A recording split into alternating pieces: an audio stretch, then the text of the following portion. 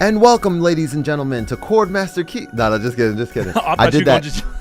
Yeah. Well, I've done that before. I just think it's so funny, like with like virtual podcasts, especially you and I haven't met before, and so right. it's like we're doing like the little pre thing or like talking to each other a little bit about what to expect on the conversation, and we're just talking like two humans, and then as soon as I hit record, then it's just like a completely different version of me. I've done that like a couple of times in the past. People are like, what the hell's going on? Like what is that? That's not authentic.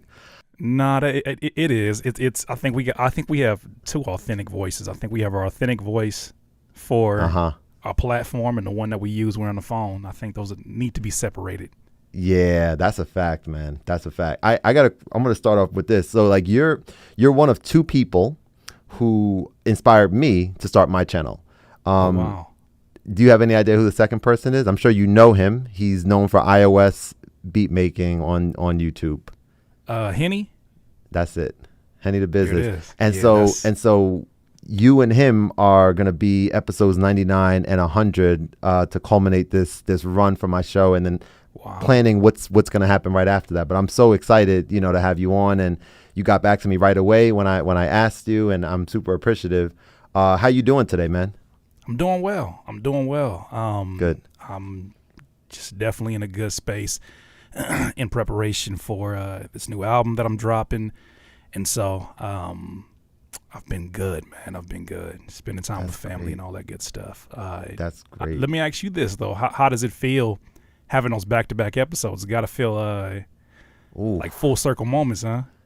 Yeah, it's significant. It's like there's so many things kind of happening in my life right now, one of which being a new father and kind of going through this journey that I knew I was going to love. Thank you, man. Yeah. I knew I was going to love, but I couldn't even imagine it being to the level that it actually is, which is just like, don't even get me emotional. You know what I'm saying? Just being outside with her just today and feeding her and first thing in the morning and bonding and all this stuff. And it's just a blessing that, she's a little over 3 months now. So being able to be present for these moments, in our country, a lot of people, men, fathers who work and women, mothers as well. We're not given a lot of time if you're working in corporate to be able to enjoy these precious moments, literally precious moments. And so I'm, when I was I have an engineering background. I was working at Verizon for 12 years before becoming a math teacher until, where I'm at now with my entrepreneurial business and the YouTube channel and stuff. I remember conversations, Curtis, with people who were a little older than me, who had families, who had kids, and would just always talk about how they're sad that they have to miss these moments because they're working, 9 to 5 and this and that. And I was like, I knew that I didn't see that for myself. And it's just, God is good, man. Just like coming full circle. And now having, like you were asking about 99 and 100, people asked me when I first started the show, like what my goals were. And I just love having meaningful and enjoyable conversations. I love seeing my guests smile and feeling motivated and feeling happy afterwards. And so, yeah, it's just amazing. And I'm super appreciative of you taking the time out, man. I know you're busy. I know you got a lot going on. And so it means a lot. Definitely. No, the blessing of fatherhood is something I definitely can relate to, and something that has its flows, has its ups, has its downs. But it's a good arena to play in, though, especially for us as music creators. Oh, for sure. So talking about music, man, your intersection or like your ability to balance two things that are just near and dear to me, which are music and then, just lifestyle design, positivity, motivation. What kind of got me reconnected with your content just recently was some of these posts that you put on Instagram. These like not inspiring is like downselling it, but these incredibly inspiring just words of you clearly speaking from the heart. And sharing experiences and sharing some motivation for people to wake up to in the morning, and see. And there was a lot of them. I encourage everyone out there, if you guys don't know who Curtis King is, check out his Instagram and check some of these things out. But I wanted to know, like, from your end, what was this sort of a specific thing that you had in your mind when you first started, like with your YouTube channel and with your content creation? Like, these were two things important to you, music as well as motivation, and you knew that these were going to be something paramount to who you are? Yeah, I would say that motivation. Someone asked me this the other day. How did I get into the motivational space? I feel like that's something that I've always been for my friends. Even in middle school and high school, I was the one that, even to a level of corniness to a lot of those young, when we were younger, they would look at me and say like, "Oh my God, you're always like overly optimistic, or you're always, trying to preach to somebody," was the favorite thing to say. Okay. And I kind of shied away from it at first because I thought it was something that was a character flaw that wasn't worth embracing. Like, people didn't want to hear it. But the older I got and the more that this industry evolved, I never forget when I heard, of all people, this is probably not, people probably going to expect like me to, I'm going to probably end up name dropping Les Brown and Tony Robbins. But before them, Young Jeezy says something in a barbershop interview where he was like, I'm a motivator and a rapper. And to hear somebody who rap about the stuff he raps about, right?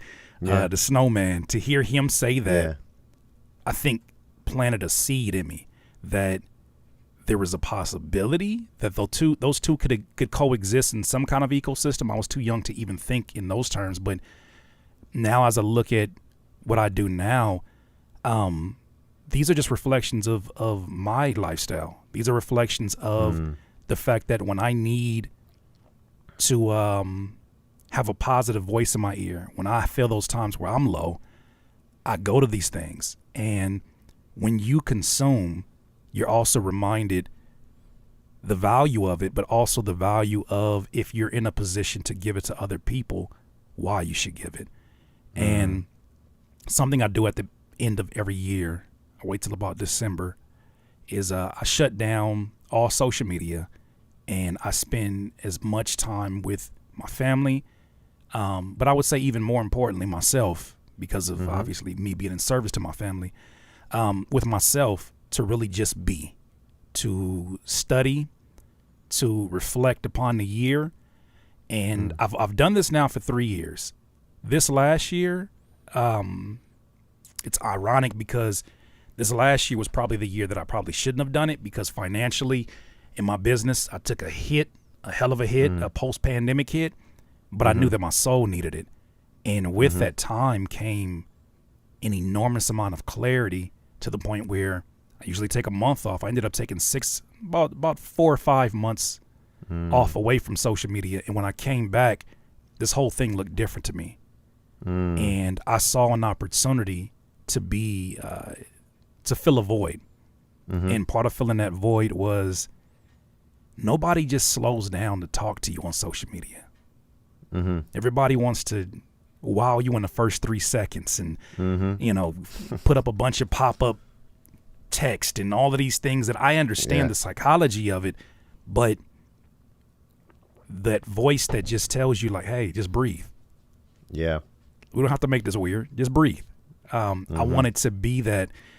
And I knew that I already was that. So finding a joining between the two is not a recent thing, like I said, but even with my YouTube channel, no other producers at that time were really focused on the mental health aspect. There's a lot more now, thank God. But at that time, it was like, if it wasn't an FL Studio tutorial, if it wasn't, I mean, a lot of producers wouldn't even show their face. And, shout out to my boy Richie, who was one of the first ones to actually film me and kind of coach me through it, because he gave me a perspective of the audience as a cameraman. He was like, I don't think you nailed that one, bro. I don't think, you like Playboy, I don't think you nailed that one. I think you need to do that again. And I needed that voice, because that voice still carries with me today when I make content. And I'm asking myself, is this engaging? Is this relevant? Is this of value? And do I need to move on, or do I need to just shut up and cut it from there? Man. Yo, so this is coming at an amazing time, man. So taking time out to reflect, knowing that as someone whose brand is something that, like, when you're a content creator, or when you're someone who's creating content for people to enjoy and to be inspired by, taking a step back, like you said you did and you have been doing for a few years, is something that you're now out of the loop, right? Other people are gaining traction or whatever the case may be. But from your end, you spoke it with such clarity that like you knew that you said you knew your soul needed it. And now what I'm seeing, in the past for me, several weeks, but I can, as I was checking how long you've been kind of doing this, it's and reading comments and looking at how you are affecting people positively, right? These are things that people need and people are seeking and searching for. I'm incredibly moved by it right off the bat, because one thing that I'm challenged with, a lot, and I've gone through peaks and valleys of the social media sphere, meaning like I'm so aware of how I feel when I take a break from social media. I'm like to your point, I'm like, I love not knowing what's going on with everyone and not feeling the urge or the need to have to post or have to do X, Y, and Z. So whether that time frame is like a week or a few weeks, whatever it is, I'm so aware of the fact that one way or another, sooner than later, that needs to be like a regular occurrence where I'm taking that break. But what happens for me is I just kind of, I've the one step that I've taken is I've taken all social media off my phone and I have coincidentally both here, and only use it like on this, and kind of thinking about it like, okay, this is like a sort of work/creative device, but I can't always check what's going on. And then the one moment happens where I'm like, dang, like I recorded something really good on my phone, and instead of having to send it to the iPad, it's like an extra step. Let me just go ahead and download it real quick. I'm not going to check what's going on with everyone. And then I just kind of fall back into that same routine. So I think it's like, it's important to be intentional about it. And I got to make a quick statement about your camera position right now. Okay. Camera position. Okay. So I've been like, trying to figure out, where I have my SLR right there, looking right there. But I love this sort of 3/4 angle. I just love it. So if you see one of my subsequent 100+ episodes, of the show where you're like, wait a second. I'm not mad at it because somebody taught me the game. Like, shout out to the homie Stolen Drums. My videography went up another notch because of that brother. I've been in contact with him. Wow. And over my hiatus, he was like one of the only producers that I was in constant contact with, him and my buddy Epic. And I use this time because those are the frequencies that I admire. Yeah. Right? The overly salesman funnel guys, producers are not the ones that usually like rock with my content. They think that it's counterproductive. They don't think that it's getting you to the bottom line. They think that it's, I don't know, whatever they think. But I rock with those producers that rock on a frequency that you can tell their personalities are naturally like they just slow down and they really observe. And when they give advice, it's not just idle words. They take their time to personalize it for you. Stolen Drums gave me such personalized advice for the size of my room, for the composition within my angles, for the lighting. He gave me so much information that if you look at the last video that I did in 2021 and then look at the first 6 or 7 of the year, I mean, I'm still doing it now, but you look at that, it's a night and day difference. But that's only because I did what most people won't do when they say they want something, is take a step back and learn it, even if it goes slow. Like, even if it takes all day, even if it takes all week to learn this one thing, this one editing technique. How do I improve jump? Because like people don't have time. They don't make the time, I should say, to micro focus on the micro things, because they don't think that in the grand scheme of things, they actually matter. And those are the things that matter the most. And not to be a contrarian or try to do the opposite of everybody else, but I do look at those things that sort of the herd mentality moves to. And then I ask myself, how does this align with you? And if I don't know who I am in that moment to give an opinion, I know I need to take a break so that I'm not influenced by my timeline, influenced by even not just the negative comments, but the positive comments too. Because hearing that you're so inspiring, Curtis, you're so inspiring, and then hearing all of these things, and I feel inside of me differently. Like I may feel like I'm going through a turbulent time and I'm not being authentic, or maybe I'm forcing the positivity. I need to know what that is, get at the source of it, because ultimately if I fix or address that, it's going to make everything else that much better. Like I think these videos that I've been doing for Instagram, I've been on Instagram for almost, maybe let's just say, like at least 8-9 years. Never had a post that went to a 1 million views, right? I've had a few semi-viral doing producer remixes and things. Mm-hmm. The day that I sat down in front of the camera and shared a few encouraging words, I've had 2 videos get to 1 million this year, right? Wow. Within the last few months, that's happened. This week, the second one happened.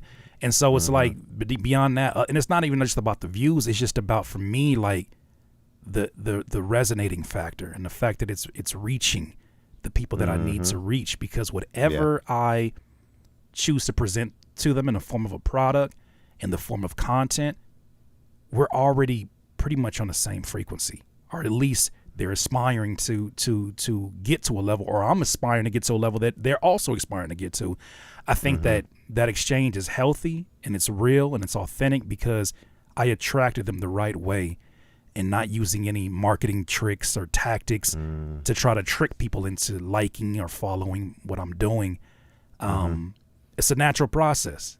It still has its hiccups, but it's a very natural process. And I'm very happy to see where things are going. Yeah. Just think about that for a second, man. 1 million, when you say views, I think we're both thinking the same thing, which is that your positive content and your stuff that we know is going to inspire people, it's reaching, like 1 million people are being able to see this, and hopefully, a percentage of them, right, are able to change their perspective that day, and maybe even moving forward just from seeing that. And therein lies, when we talk about, I used to be quick to think about these negative aspects of social media, but when we talk about the fact that you have the ability to be able to come up with something that is genuine and something that is positive. I know we use that word a lot, positive, but hey, it is, right? Clearly everything on social media is not positive. But the fact that you have the means to be able to reach people is significant, and it's huge. So it's one of the things that I thought about before was, all right, do I want to leave Instagram, right? Do I want to leave it? As a content creator, sure, you can do that. You can focus on one only. Like for me, I was thinking like YouTube is my main space. So, there's YouTube Shorts there. There's YouTube Live. There's all these ways for me to kind of flex my creative muscles. But at the end of the day, depending on what your goals are, that platform itself with Instagram, and coming up with a strategy and a plan that you see works and you feel good about it, is inspiring to me to see. Because from my thought, Curtis, right now there is and let me know if you feel this way or if you felt this way before. There's like almost an endless amount of ideas or things that I feel would just be incredibly dope to do, and there's constantly boom, this would be cool to just like nonstop stuff with my chord progression music. And now I have a baby and Kayla and Khordmaster, Kayla's chords. Let's do a little series to play chord progressions and see how she responds to them. What does her face look like? Is she going to get sad when I play a sad chord? Is she going to be right? So thinking about things like that, I'm seeing that people really enjoy, the family aspect and injecting music with it. So that's towards the top of the list of something that I definitely want to do. But sometimes it feels, Curtis, a little bit, maybe crippling might be the word, where there's like so much, and then I end up not doing any of them for a long period of time, just because I'm kind of thinking which one is the right one. Yes, exactly. Yeah. Analysis paralysis. Yeah. So you've experienced it. Like, how have you in the past worked through that? Do you have a list of things? Do you just try things? Like, what's your thought on that? I wish I had an off switch for my brain sometimes, because I get a flood of ideas at the most inopportune times. I'm trying to go to sleep, and then all of a sudden, then I'll say 8 times out of 10, I'll actually get up and write it on the whiteboard or write it in my phone most times. Yeah. But what I understand is that there's a difference between things that I'm sort of passionate about and things that I know need to happen, or at least I need to take the first step right then and there. And the first step may just simply be not only just writing it down, but writing the first line of the script of that video.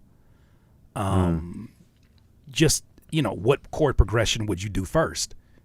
Having that as a solid step is such an important piece of this, because most of us have sort of been, and I think a lot of it has to do with school and maybe some parents and things, is that we all feel like the value of a commitment is not high if we can't give it all or nothing.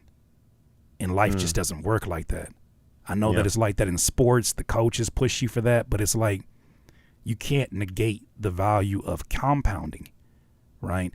The value of, yes, you only gave your chord progressions 5 minutes today, but is that an only because of what you think you should be doing? Or is that cool, that was a step, right? Maybe not a full step, but it was something in that direction. That does something also.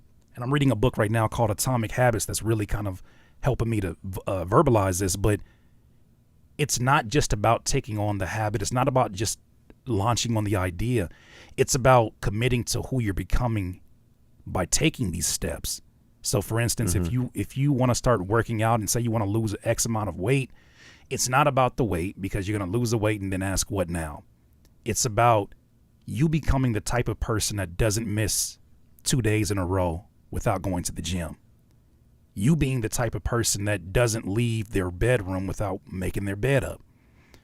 My thing that I've been doing mentally, and it may sound cheesy to some folks, but it's like, my name is Curtis King. My entertainment name, I should say, is Curtis King.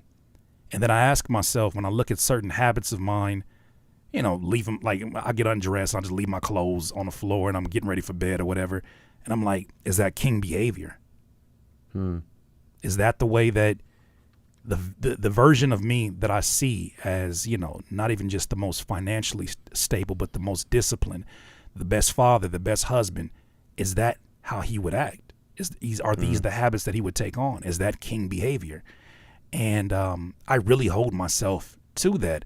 And so I think it's the same thing with that, is that focusing on who you have to become to produce content like that on a consistent basis.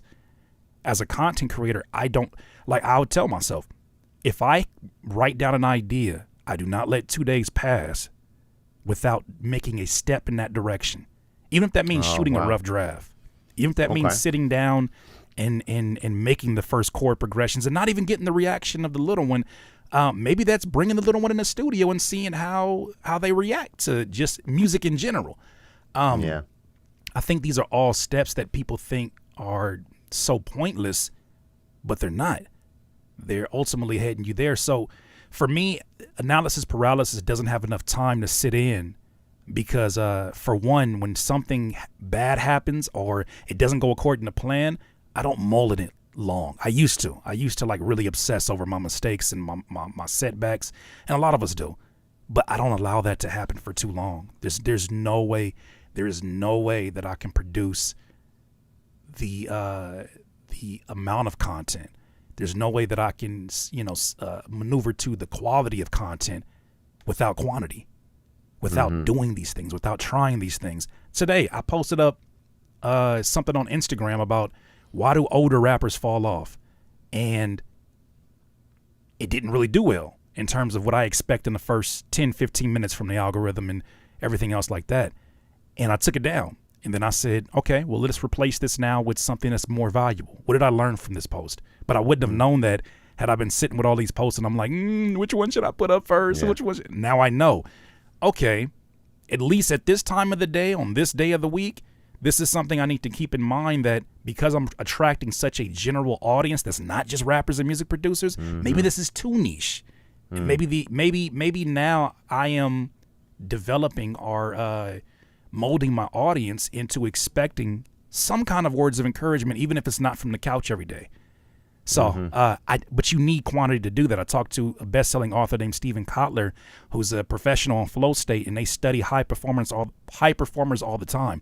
One thing he said is that in their research, they found that people who are high performers, they get there by quantity being sort of the head of their ship. They need quantity. They need to produce whatever they're doing at a prolific level in order for them to become the greatness that they are. But you got to find something to do at a prolific level in a quantity aspect, and quantity will ultimately lead you to the quality that you seek. That's interesting. Yeah. Wait, so let me ask this question about like your week to week. Mm-hmm. Do you have like, because you have a lot going on, you have your podcast, you're a family man, you have just your album that you were working on. Mm-hmm. So like, do you have designated record days where you're like, okay, these days out of the week and these time slots are days where I'm recording? Or do you kind of rock with like, I feel motivated or excited, or I feel this type of way today, so today's a day where I want to actually set aside 2 hours to record some content because it'll shine through in the camera? Right. Ironically, that's I don't wait for motivation. I don't wait for inspiration either. If I did that, I wouldn't be able to motivate and inspire. If I'm waiting for that moment to come, I would never put these videos out. So that mindset that I was telling you earlier that I learned from Atomic Habits, and I had kind of been doing it without verbalizing or having a title for it, but that mindset of this is who I am. Yeah. Right. When I think about when I was younger and I used to like, I was in the studios with the Kendrick Lamars, and I was like studying him, not just as how can I produce a better record for him, but like him as an artist and how he recorded. And I was studying as a younger rapper in the TDE studios, and I was looking, and I was like, man, that's so crazy to see the way he did it. And what I didn't understand was that that's who he is. It's not him trying to be a lyricist. This is who he is. So for me, I am an optimistic human being. Even when I get down in the dumps about something that has happened, I don't stay there long. I can't stay there long because that's just against who I am. And even if I'm taking a break, I recognize how to reframe what's actually happening. It's not me having a void of motivation or inspiration. It's the fact that I'm in a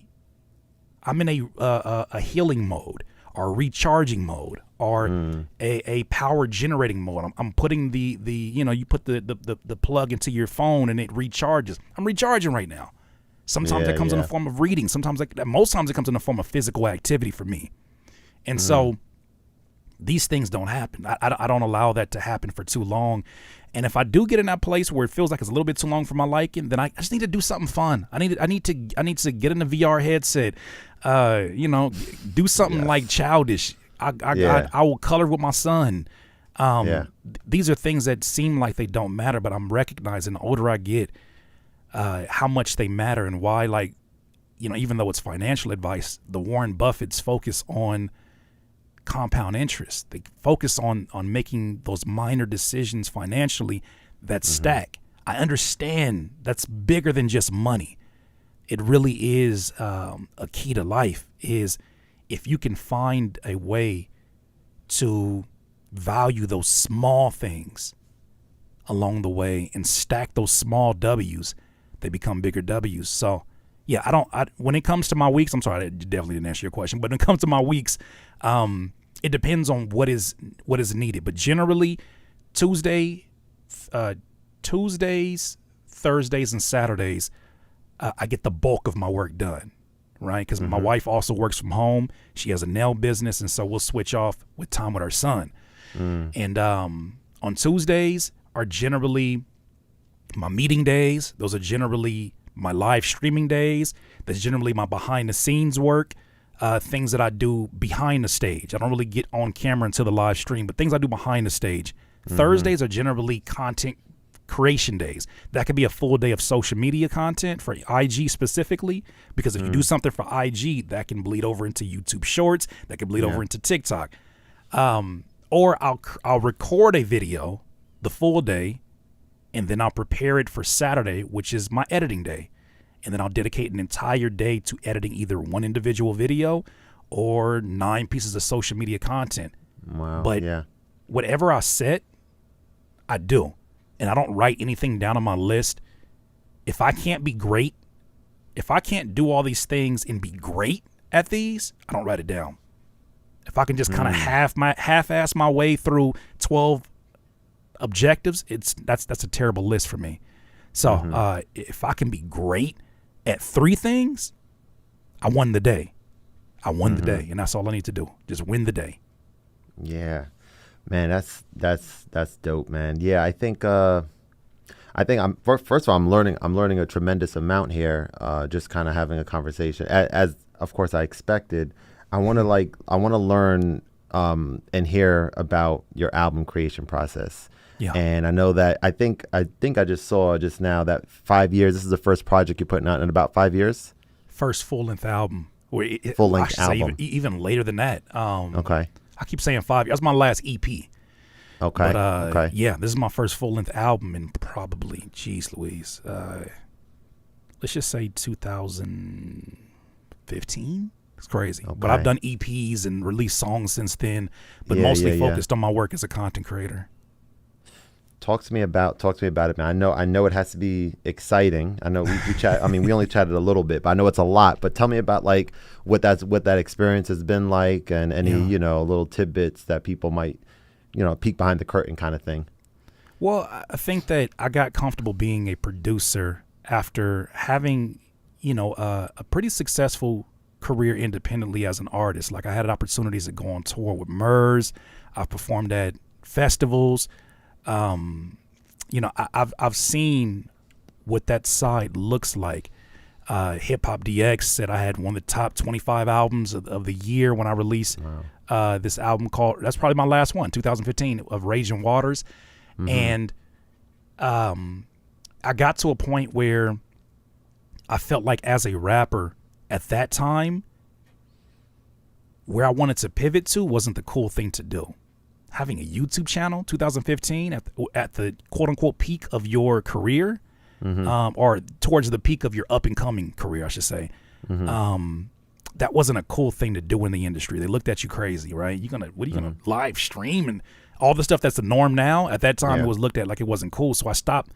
And it wasn't just about the cool factor; it was about the financial end of it too. And so I started looking at this content creation. I started looking at internet being an opportunity for me to get the freedom that I wasn't able to get in the music industry, because a lot of that stuff has to do with leverage. A lot of that stuff has to do with who is in power. A lot of stuff has to do with, your standing with people and just, popularity and things like that come along with it.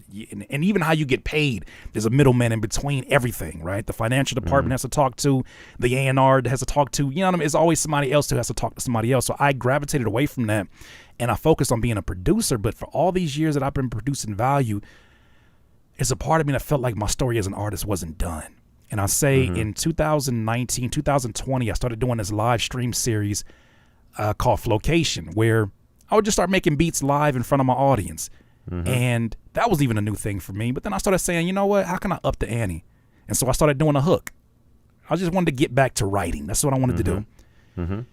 70 to 80 to, let's say 70 to about 90 songs later. Some of them rough ideas, most of them kind of, fleshed out. I started having songs ready. And mind you, these live streams average about 6 to 7 hours on YouTube. And so I started doing this, and people started asking my audience, yo, have you thought about doing an album? And I'm like, I don't know. Not until this year when I got a DM from one of my like diehard supporters named Tone. He was like, man, you had a project in 2012 called DIY where it was a picture of you in the present day and a picture of you as a younger kid. And it was supposed to be like this nostalgic album or EP where I just, whatever creatively I wanted to do, I just launched it. Like you were talking about the ideas with the content creation. That was me in that mode where I said, I'm just going to put everything out there and try stuff. And it was my most successful EP or project at that point in time.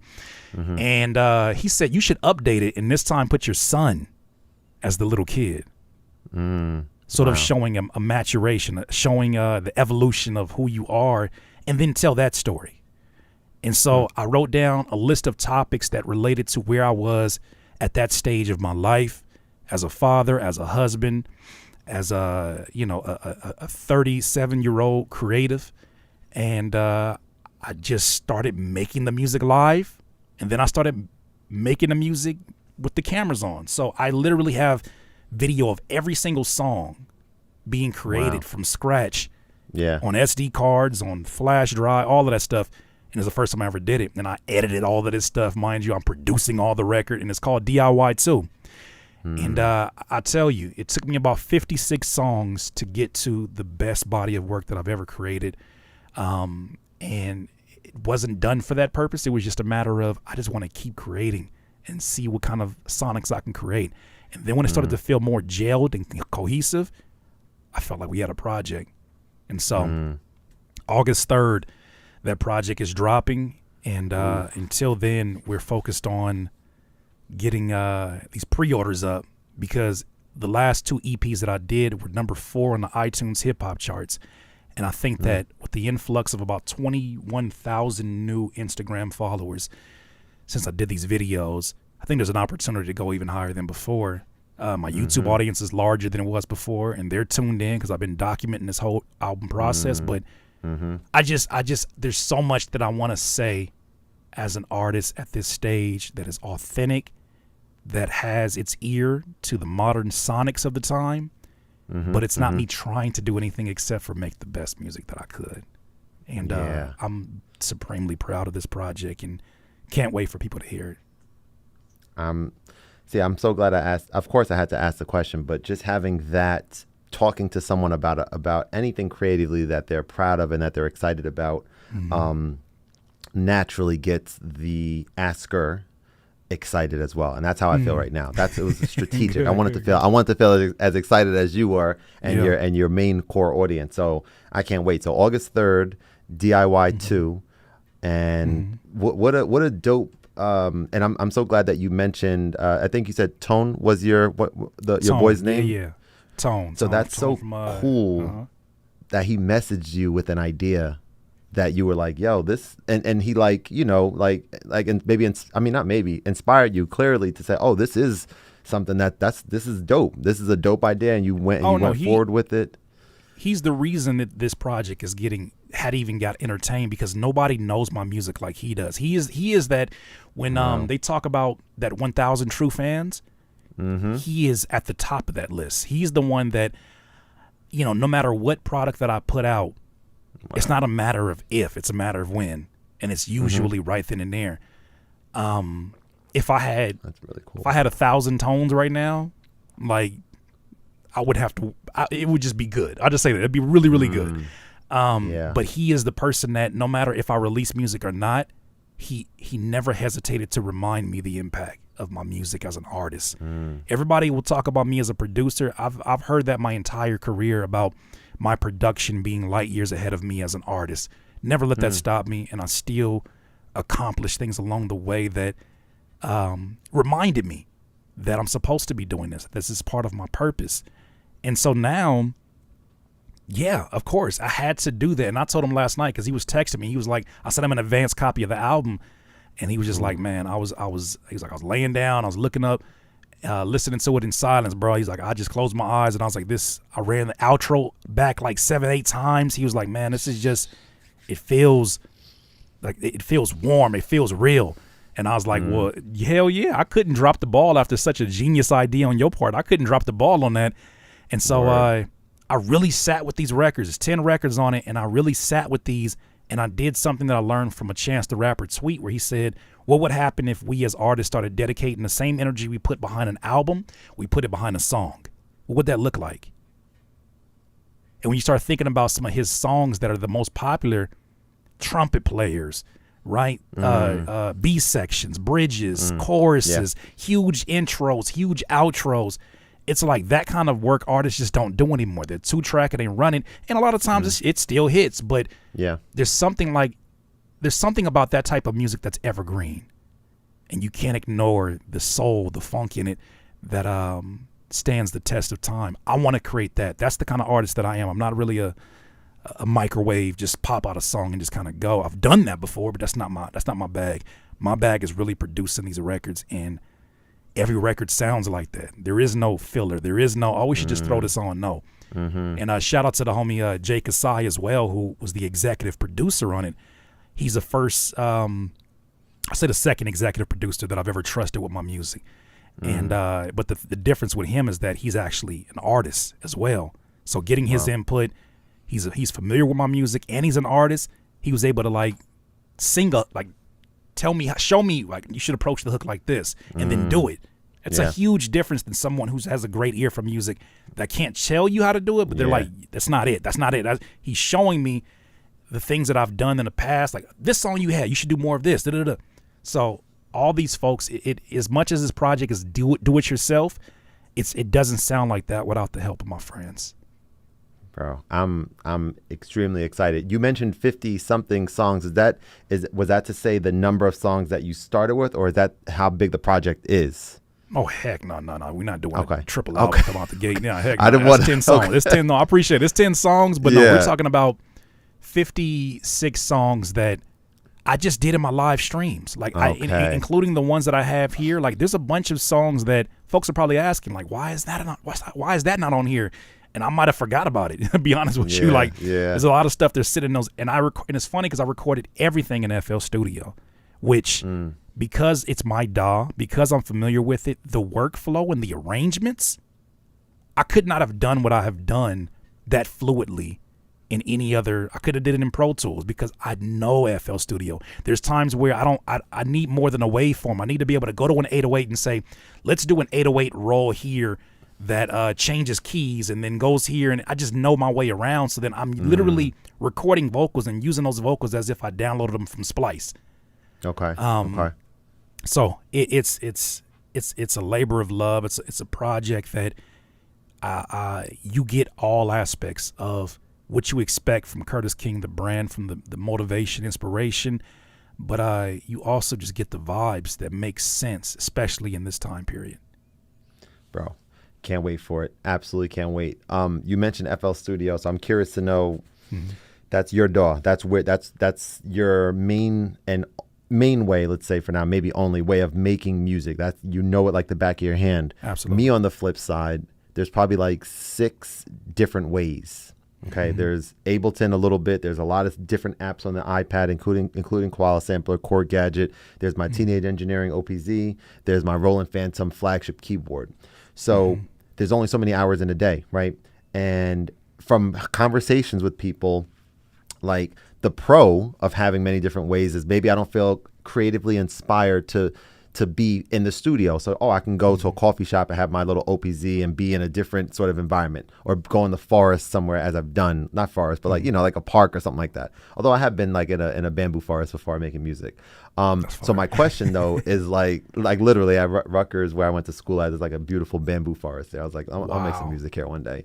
So my question is though, I'm not as proficient in any of those ways of making music. Probably the closest would be the portable OPZ, because I've spent the most time probably with that. But I know that there's a con of having too many different ways, because you're not going to know one of them like the back of your hand. Have you ever felt, and in this day and age with social media and stuff, we're always being bombarded with the latest, the greatest new MIDI controller, the new MPC key that just came out, where I'm like, oh shit, I guess I need to get this because this looks dope. I'm a keyboard player, I see it, but I didn't get it. That thing looks crazy, man. I was like, yo, this is pretty dope. So do you ever feel the urge to like go somewhere else when it comes to physical or even software DAW? Like, I wonder if I want to use Ableton now instead, or learn this. Or are you kind of like locked in, and because you're able to do whatever you want creatively with this one platform, you have no desire to even be looking at other ways of making music because you're dialed in here with FL Studio? If it ain't broke, I don't fix it. That has been the overriding mentality of a lot of stuff that I've done. Here's the catch though. Mentally, I like to keep my environment with some kind of nostalgic reminder of how I started.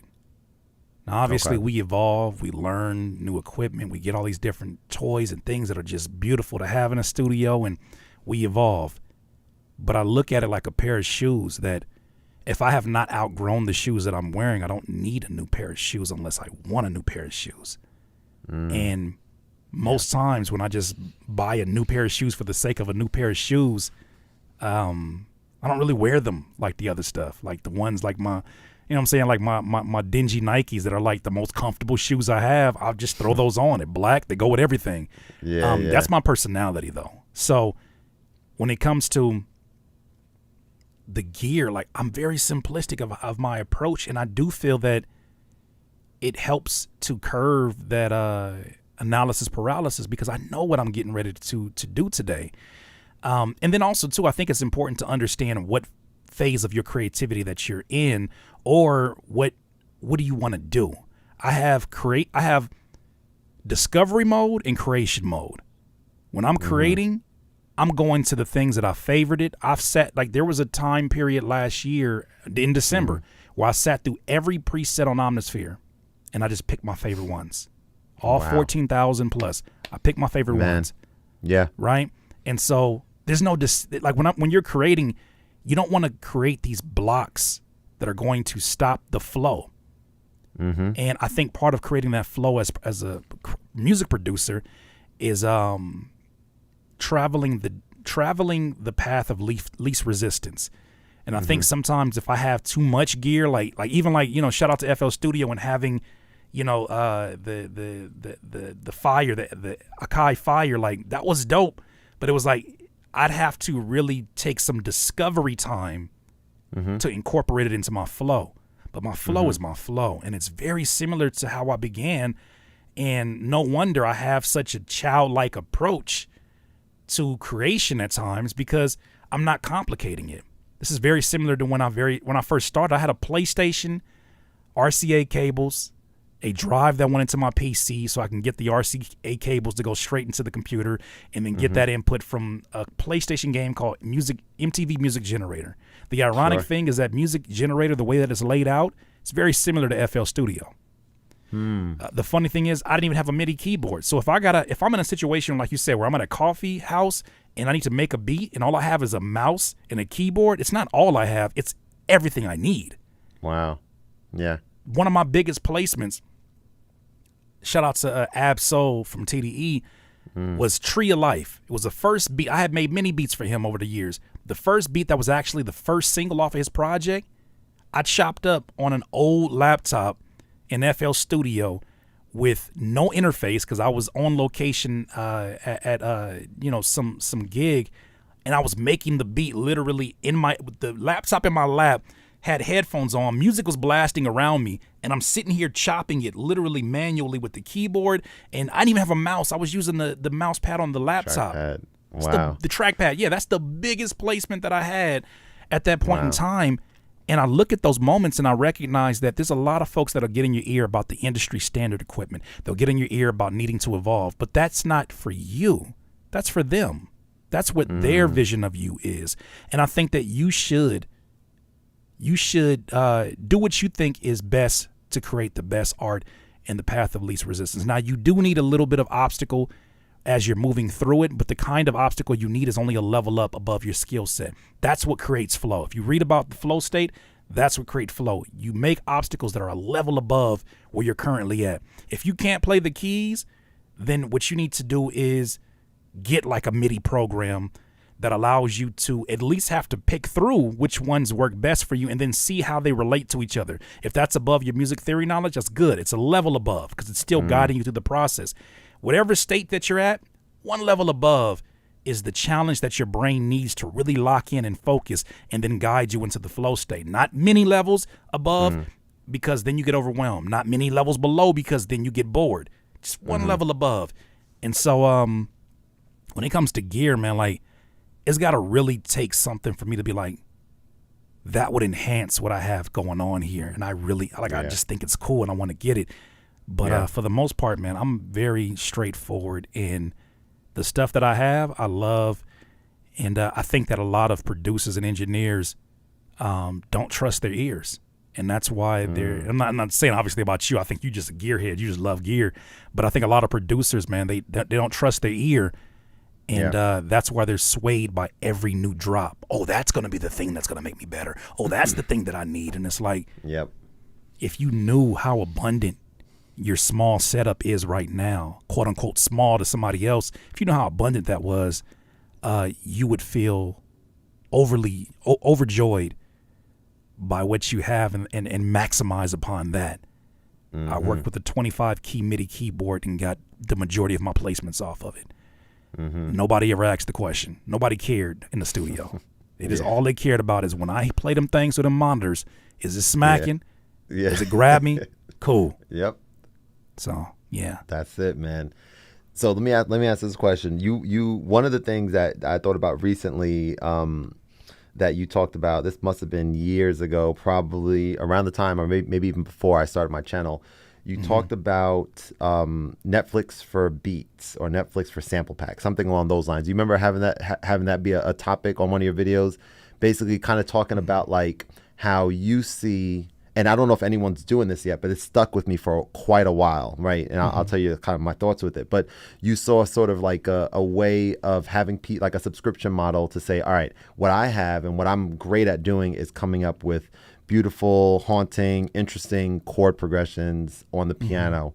I can have MIDI files for those, and I can have, my selected presets that sound the best in my opinion, kind of thing. And I can have like sort of a recurring, I don't know, weekly drop or something, and have a catalog to say, hey, you music producer who's interested in purchasing sample packs and who wants to use this to kind of start their next song or whatever, you have access to this catalog.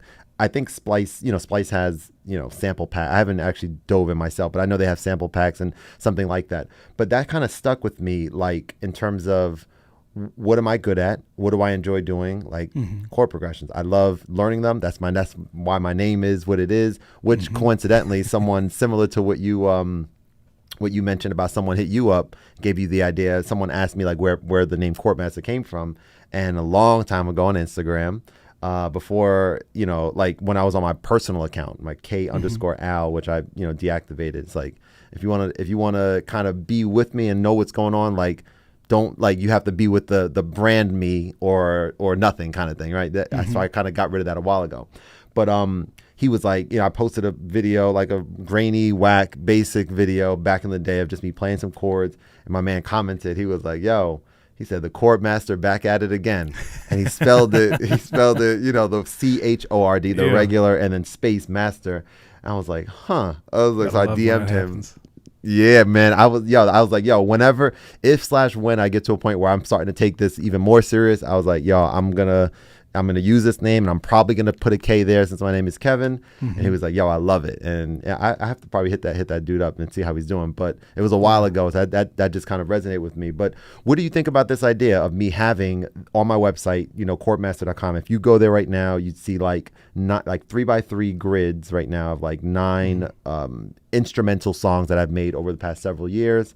I designed them and stuff myself, and they link to the song on YouTube, right? So it's kind of just like that's what the website is. What I want to turn it to is you've heard, you mentioned stolen drums. You've heard of Beats That Knock, of course, before Decap Music. I think you probably know. Drums so That like Knock. I checked. Yep. Drums That Knock. I'm sorry, Beats. Yeah, Drums That Knock. Yes. So I had a little nice dialogue with him the other day, and I was checking out his website, and I was like, yo, like what he's doing and what he's spearheading for his expertise, drums. Like I want to do something like that for my expertise, and herein lies another sort of idea that I've had this idea for several months now, haven't done much with it. You know what I'm saying? And to your point that you mentioned earlier, you're like, yo, if you write something down, you said you don't let 2 days go by without at least doing something. And 2 days that is, spoke is to a me. max. 2 days max. That's 2 days max. Like most times I'm going to act on it right there at the moment. If I don't have anything in front of me, if I'm going to sleep, then I'll say, when you wake up, after you meditate and go through your regimen, before you leave this house, do this. That sets in stone that I don't have any. I can't bail out of it. I can't. There's no more excuse. I can't do it. I have to do it now. Do it. Yeah. Holding yourself accountable.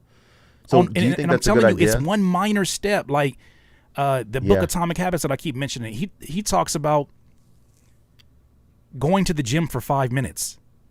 And just going to the gym for 5 minutes. Even if you're going to go there to stand, not even work out, just to stand. Now, I don't know a lot of people who are going to go to the gym and just stand there for 5 minutes, but going there, driving, going through the process of putting your clothes on, brushing your teeth, taking your pre-workout, and then going there for 5 minutes is a compounding step that you can carry over into the next day. Now, you're most likely going to go there for 5 minutes and then want to go a little bit longer as you're there.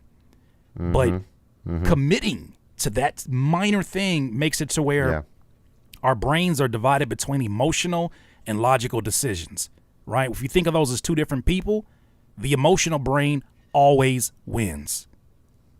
The logical brain wins when it learns how to negotiate with the emotional brain. And so if the emotional brain is waiting for motivation or inspiration, the logical brain says, well, just do this one thing, maybe. And the emotional brain says, well, that's easy. I can do that. I don't know how that's going to help, but I'll do it.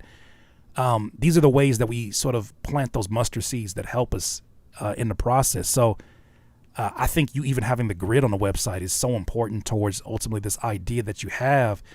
But, I will be prepared for it to take many forms before it's actually what you see. Because I know you probably see it very vividly, and it probably looks very close to it right now. But as you start to kind of like study more of the market and see where things are going, it'll evolve just naturally. That's how it happens. That's how it goes. Thanks for that, man. A couple rapid fire questions and then we'll get ready to wrap up. All good. So first question, if you can name like a couple producers and or artists who inspired you growing up and even maybe even to today, I'd love to hear some of them. Artists, Andre 3000. I should say Outkast in general, but Andre 3000 specifically. Sure. Sade, Erykah Badu, Jill Scott. That's like my trinity of singers that I evoked that. They used to they used to say my music sound like Sade with a shank. Right? Because as a lyricist, I try to like be rough around. As a lyricist, I say certain things in a certain way that because it's a staccato nature, they don't, it's not really, but okay. I'm just a sharp lyricist. Yeah. But the music is a nice contrast. So those for sure. Producers, definitely coming up. It was Ninth Wonder. It was Timbaland. It was the Neptunes. It was those folks early in the beginning. Yeah. But as I started to get deeper into this, the homies became my favorite producers. The homie Oh Gosh Leotis, the homie Nabi, and the homie Decap, the homie who else? Willie B, Tay Beast, Sky Hutch. Pretty sure there's some folks that I'm missing. Don't take it personal, but Decap, of course, Simon Servita. Like these are folks that I'm constantly inspired by. And shout out to the homie Captain too. He's focused now on whooping ass in MMA, but that man made some beats that were extremely inspiring to me. Yeah. All right. Fire. I'm sorry. You said rapid fire. That was my bad. But yeah. No. That's great, man. I've heard of only a few of the ones that you mentioned. Your homies. I remember. It might have been with you. I forget what it was, but the first person you mentioned, Oh Gosh Leotis, right? I don't know much about him, but I know who he is because I remember he was in a beat battle. Did you do a beat battle with him, or were you involved in? Yeah, you were, right? Okay. He and I did one on my channel. Yeah, that was right. Intense. Okay, yeah. That's where I got introduced to him from, and that's when I heard one of his first joints. Of course, I knew about your channel for a while longer before that moment. And yeah, I remember I was like, oh shit. I was like, yo, this is, I remember that. Yeah. That wasn't going to be no walk in the park. I knew that going into it. Like, he's the one I call when I'm like, and he's younger than me, but he's the one I call and I'm like, what sound is this, bro? Or what, where can I find this? Like, he's just a data bank of just that. His musicianship is next level elite. He actually mixed my album. Wow, fire. So, but I've done projects with him in the past, like the 2 EPs that went number 4 on iTunes. He produced all that and mixed all that. And we did the first one in FL. But that's what I'm saying. Like, I just, those are my favorite producers now. I learned that, yes, I might have liked the sonics of the producers I named before, but I don't know these dudes. I don't know them. I haven't seen their cook-ups. I don't know who's in the studio with them. And this is no disrespect to any of them, but like, I know it's a collaborative process. I've seen these dudes in here do it on their own and just blow my mind away. And I just call it bias. I don't care what it is, but I look at that and I'm like, I'm more inspired by that. And not just That's the fact that they have hella placements and a name. That's cool. You know what I'm saying? But I'm more inspired by the homies right now. Yeah. Yeah, I love that. I'm going to definitely check some of those guys out. I don't. Sometimes I'm like taking notes during the episode. But I'm like, wait a second, this is being recorded. You recording? I'm It's all able good. to run right through it and get all of them on the post. So it's all good. Name a movie that you love. That's the next question. I'm a movie buff. A movie that I love. Mo Better Blues. Never heard of it. What's it about? Mo Better. You never heard of Mo Better Blues? Spike Lee movie with Denzel Washington and Wesley Snipes.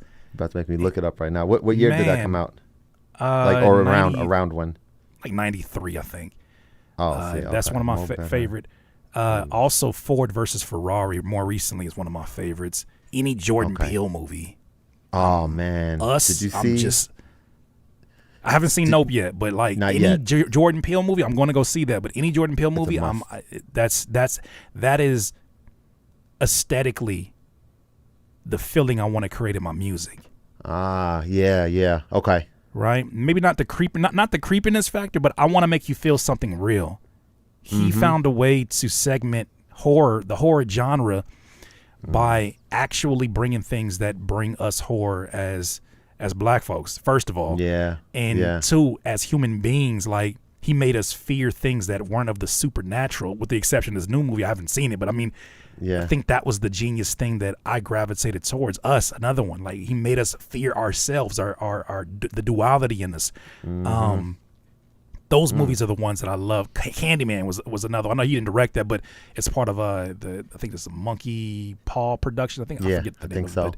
Yeah, but that's what I'm saying. Like that's with the little hand stirring the tea, the tea that thing or whatever. For me, because I'm a big Rod Serling fan as well, from Twilight Zone. Like Alfred Hitchcock, I still watch that to this day. But movie wise, like those are the ones. Mo Better Blues, and like I said, Ford versus Ferrari, and any Jordan Peele movie for sure.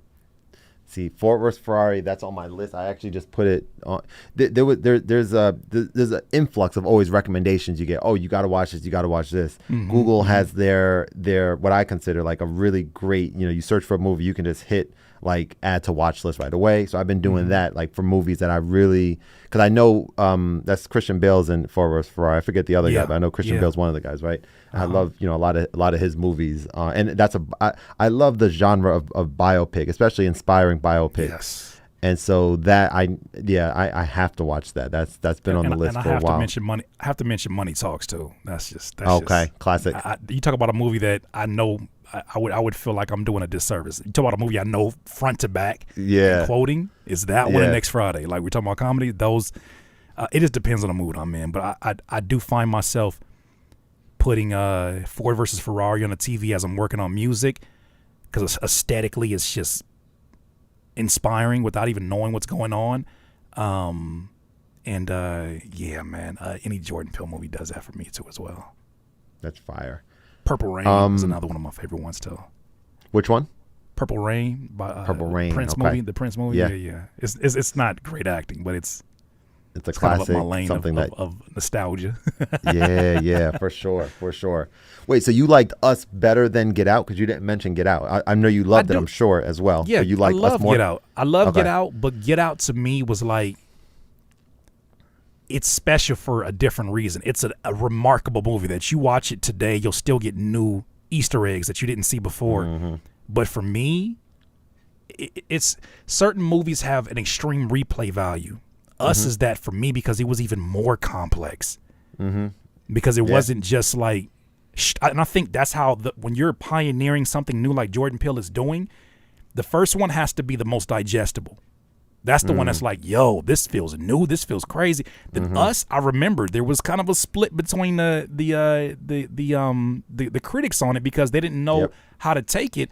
Those are my favorites for me because I'm like, the reason why the critics feel that way is because it's not immediately digestible. It's making you think, and that's what movies don't do anymore. They just throw a bunch of explosions and a bunch of laughs and stuff that you see on social media for 2 hours. That's what I loved about Us. Us made me like really, really go throughout my day after watching the movie. It made me drive home with my wife and discuss what she thinks about it or what's her opinion about it. Most movies don't do that. Most movies are like, did you like it? It was cool. I expected more, and that's it. That to me, like for a thinker, an overthinker at times, that was a perfect movie for me. So I love Get Out. It's definitely the OG, but Us for me was just like everything from the music to the 4K aesthetics of things. The composition of the film, and I was like, oh, this is so fire. The storyline, the like script, edge of your like seat. It made me uncomfortable. And I'm like, it takes a lot for a movie to make me uncomfortable. Like I'm not the one that gets jump scares. They're more annoying than they are scary. But I love a movie that's like, it's so close to heart that it really makes you feel something. And to me, like a representation of that is like the Kendrick Lamar album. To me, is an audible representation of that feeling. He made some subject matters on this last project, Mr. Morale, that had a lot of people very uncomfortable with issues that they don't want to talk about because other music lets them escape. That music cornered you. But that's the kind of music that I love the most. Yeah. That's fire. Okay. So I got a couple of movies that I definitely want to add to my list. Specifically that Ford vs. Ferrari, because that's been there. That's like a must watch. And maybe next time when I do watch it, I'm gonna definitely hit you up because that's that's up there for sure. I want to share with you too that I would mention Henny earlier. So I'm editing that episode, and so I me and a few other people meet in his Patreon every Sunday night, and so that have access to someone who is a mentor of mine. To be able to, chat with, and we've been doing like some sharing music and getting feedback and all that kind of stuff as well. And so I'm also working on an album right now dedicated to my daughter, mostly instrumental album. And I had something kind of amazing happen the other day, actually. Last Sunday or 2 Sundays ago, I think it was, where I sent Henny one song that I wanted to play for everyone. Tentatively titled I Need a Girl, or I think I had stored it as like Need a Girl, and talked about how leading up into becoming a father, I had a mindset that I wanted a daughter, right? I was like, I don't know where that came from, but I was like, man, that would be something. You did too? Wow. Okay. I did. Yeah. Maybe it's more common than I even realized.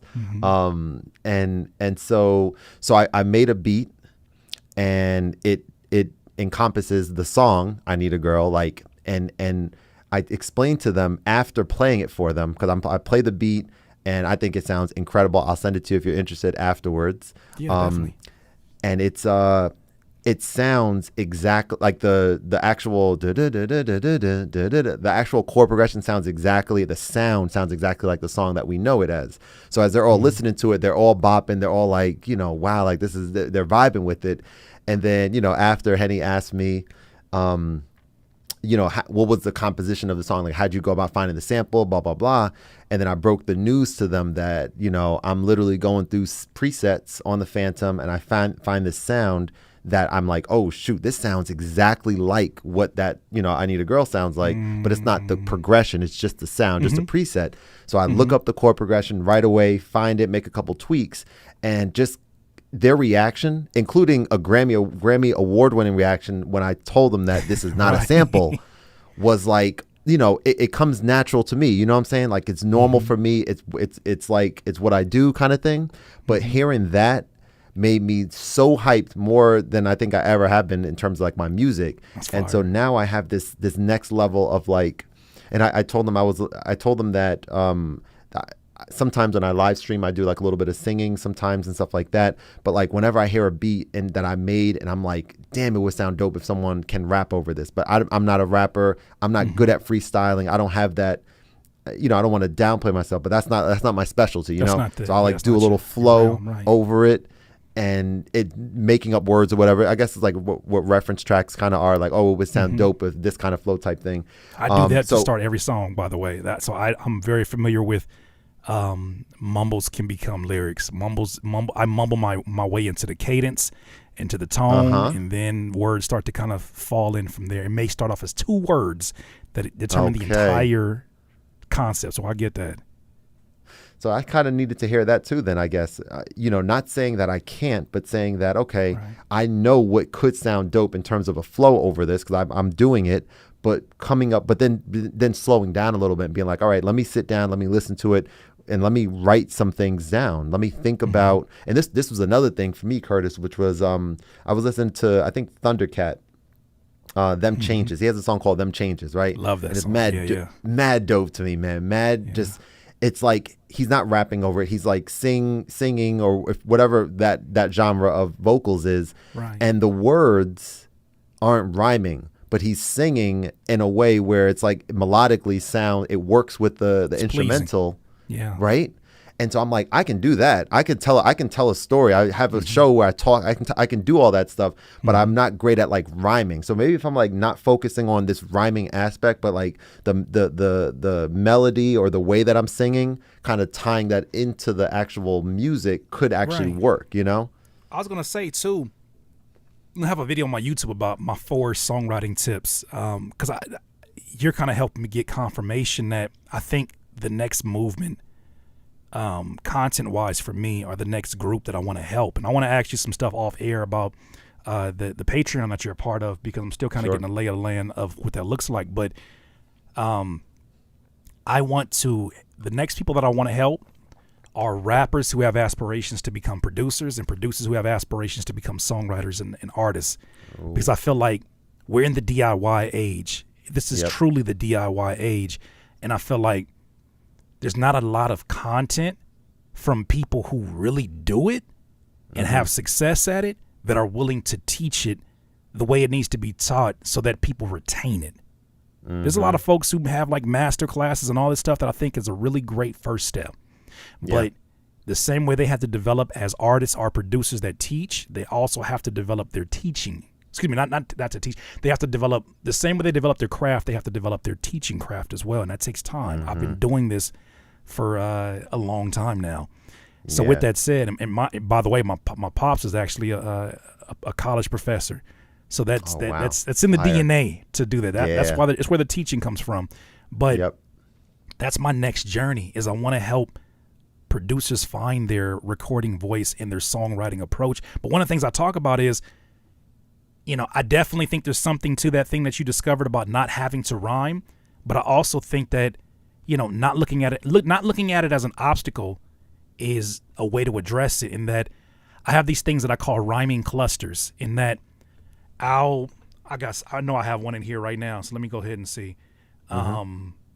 Basically, I'll write down a name of someone, or I'll write down a concept or something, some phrase, multi-syllable phrase that I want to talk about, so that I make sure that my lyrics are personalized to the things that I like. So I might even mention Ford versus Ferrari and just write that down and say, yours versus yours, you heard of Amari, Ford versus Ferrari, you heard of Amari. Doing this practice allows me to simulate what I need to do in the writing process. A lot of times, the most lyrically dense verses come from these clusters. So I'm looking here and I'm trying to see if I can find one of these clusters real quick. Here it goes, rhyming phrases. Ken Griffey Jr. is one of my favorite baseball players of all time. So I said Griffey Jr., It's a Rumor, Twisted Humor, Been the Future. Mind you, Griffey Jr. is at the top of this. Nipsey Pumas, because he's, before he passed away, he signed a deal with the Pumas. Risky Maneuver, Simply Remove Them. These are all phrases. Yeah, some of them are kind of like verbs. Some of them are incomplete, but I can at least piece together things that make this make sense.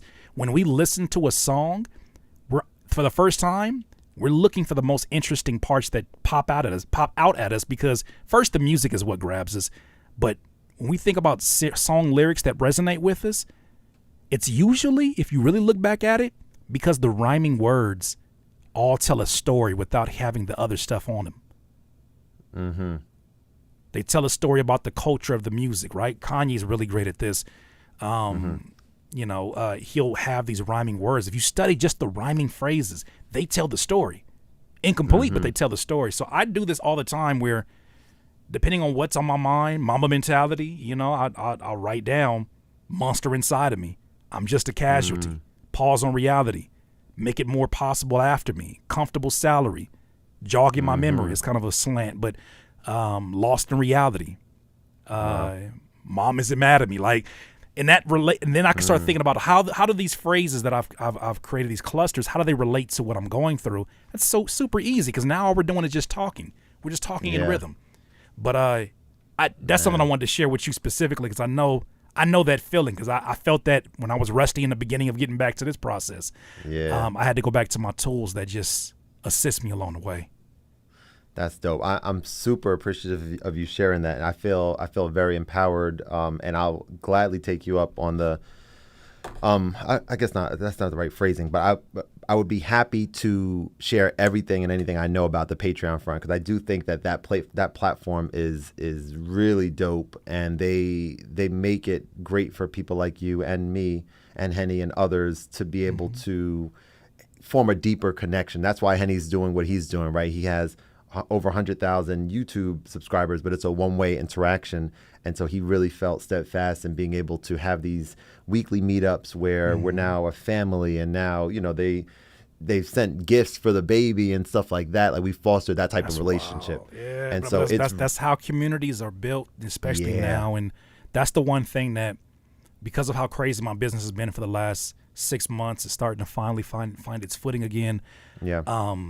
My community, I've tried to do what I can in the midst of all the craziness to still, plant seeds and cultivate my community. But as a solopreneur, because I used to have a team back when I was really actively in my community, because I'm editing and doing every aspect of my business right now, I have to find the harmony between that and creating that.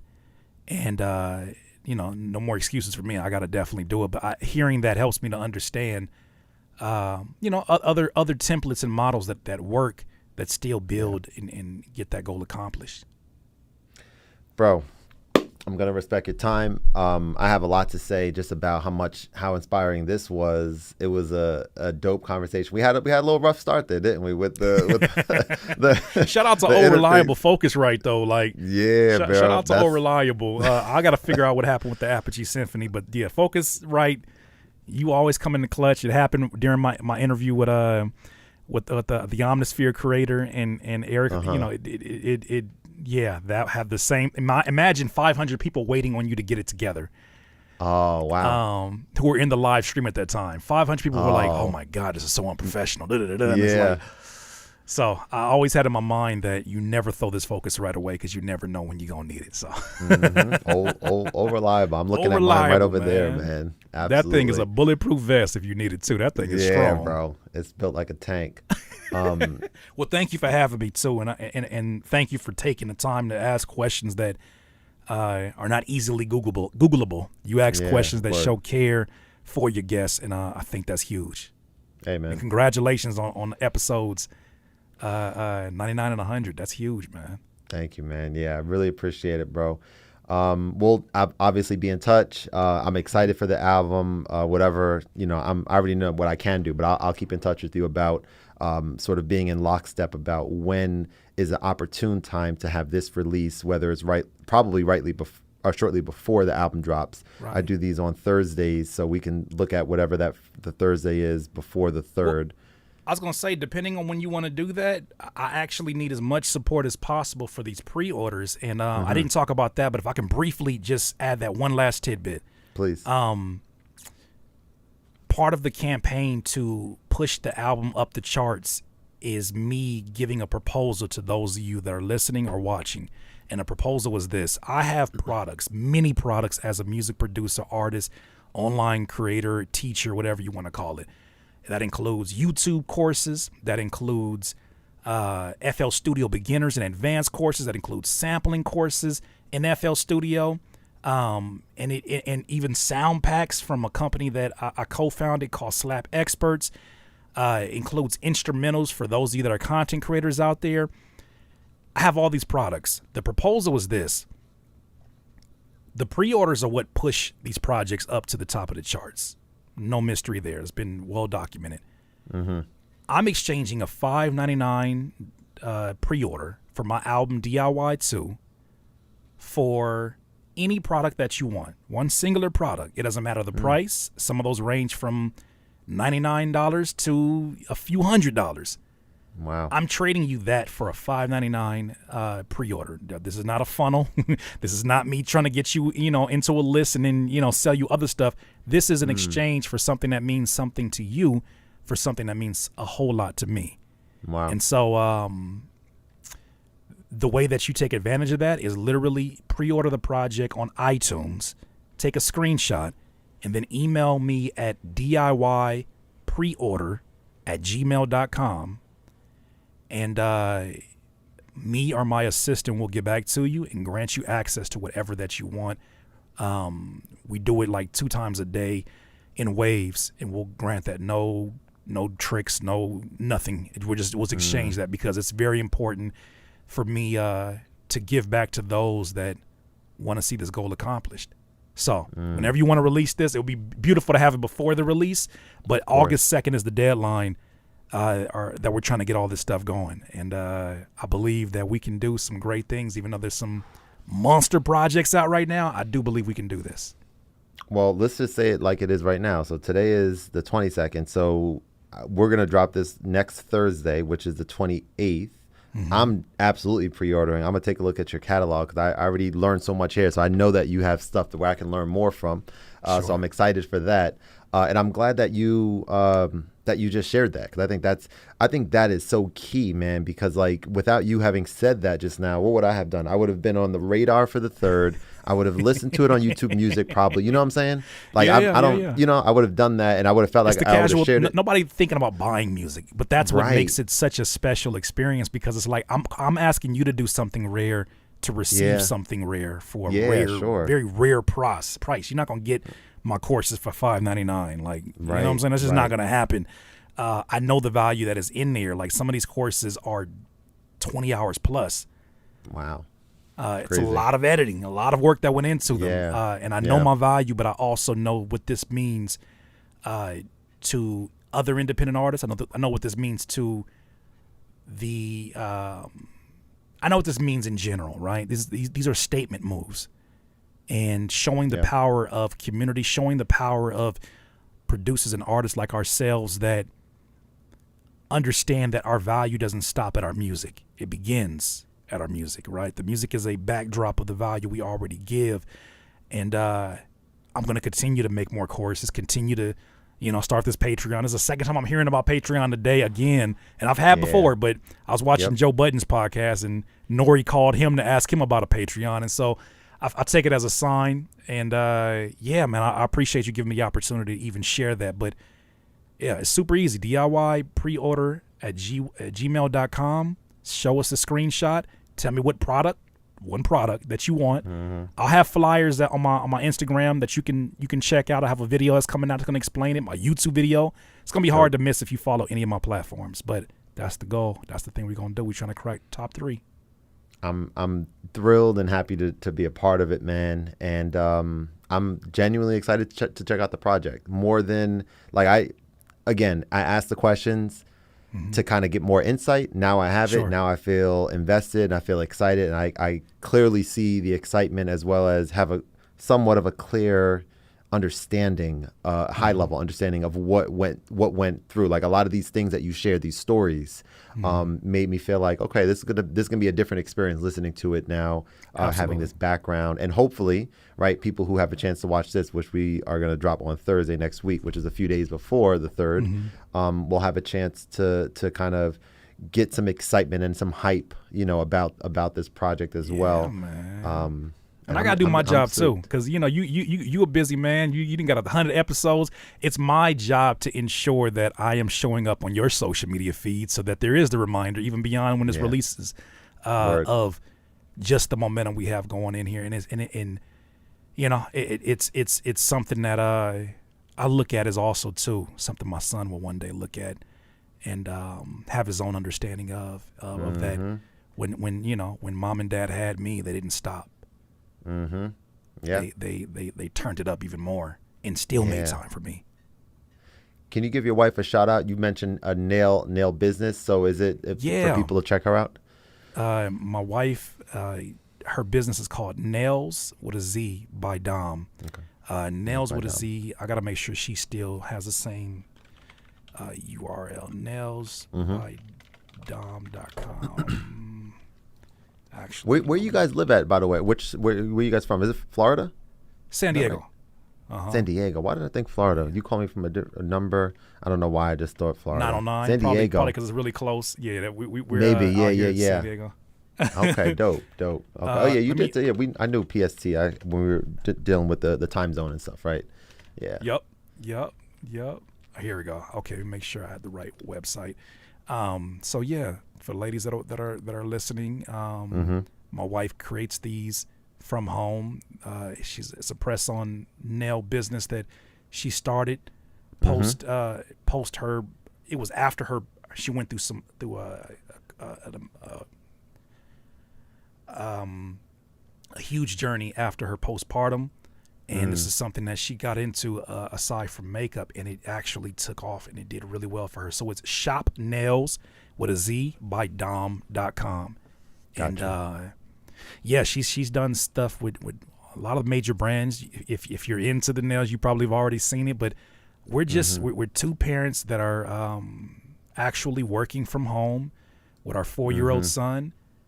And man, that's what it is. And I actually haven't shared it anywhere, and I think by the time this drops, I will have shared it. But we got a diagnosis yesterday for our son, who, he was developing a bit slow. We thought it was because of the pandemic and some other factors, but we found out that he does have autism and that he's on the spectrum. And there was a time that the idea of that terrified me, because I thought about what is that going to mean for his future. But getting the news gave me so much clarity yesterday that a lot of what you're hearing now, if you're hearing excitement, you're hearing motivation, you're hearing energized version of me, is the clarity and understanding that this was a gift that was given to us, and we're in the perfect situations as two parents that are at home to give him the best shot at maximizing his skills, and most of all, being the happiest kid he can be. And so, for those parents out there who understand that, and you're going through that, I am now. I was always on the team, but now I'm fully understanding what that means and the responsibility, and the parenting just begins. It doesn't stop with this, and so I'm excited to see what this journey brings. Man, I appreciate you sharing that, man, and that's